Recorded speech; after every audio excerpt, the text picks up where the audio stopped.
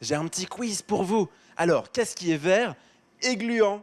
Bah, la spiruline, bah, c'était simple quand même, hein. Alors là, bon, dites-moi Anne, qu'est-ce que je vais pouvoir faire avec cette récolte de spiruline? Eh bien, cette spiruline, on va la presser. D'accord. Donc, pour ce faire, on va la mettre dans cette espèce de petite valise. Alors attendez, je vous arrête parce que c'est lourd, mine de rien.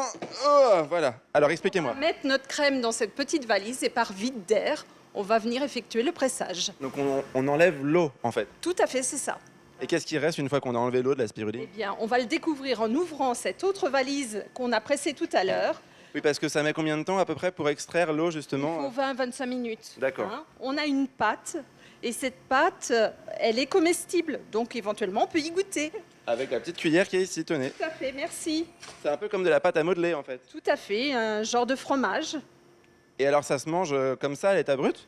Comme ça, on peut y goûter. Ou après, on peut... Ça donne les dents vertes, hein. tout à fait. On peut l'associer à un petit toast avec du fromage de chèvre, etc. Qu'est-ce qu'on en fait une fois qu'on a extrait voilà, le concentré? Oui, après le pressage, eh bien, on va prendre notre pâte pour la mettre dans ce poussoir D'accord. et en faire des spaghettis sur des claies. C'est ce que vous faites ici. Bénédicte, vous nous préparez des pâtes pour ce midi? Ah, parce que vous auriez voulu manger des pâtes à midi? À la spiruline, obligatoire. Oui, mais non, c'est pas possible parce que les pâtes, ça ne se cuit pas à la spiruline. La spiruline, on ne la chauffe pas. D'accord. Par contre, je fais des spaghettis, c'est pouvoir la sécher. Parce que c'est la façon la meilleure qu'on ait trouvée pour pouvoir la déshydrater, en fait. Et pourquoi la déshydrater?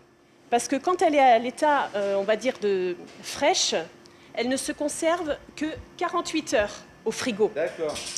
Et pour le coup, c'est un petit peu compliqué pour la commercialisation. Et à l'état sec? Et à l'état sec, eh bien, on va la conserver 2 ans.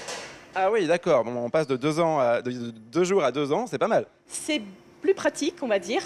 Et puis, c'est un séchage doux, à basse température, à moins de 40 degrés. Pour une bonne raison, c'est pour ne pas enlever les propriétés nutritives de la spiruline. Ça pourrait l'abîmer. Alors justement, on parle de propriétés nutritives. Est-ce que vous pouvez nous donner un petit peu des éléments de comparaison avec d'autres aliments? Est-ce que ça vient remplacer certains aliments? Oui, c'est le meilleur aliment aujourd'hui sur la Terre qu'on ait pu trouver.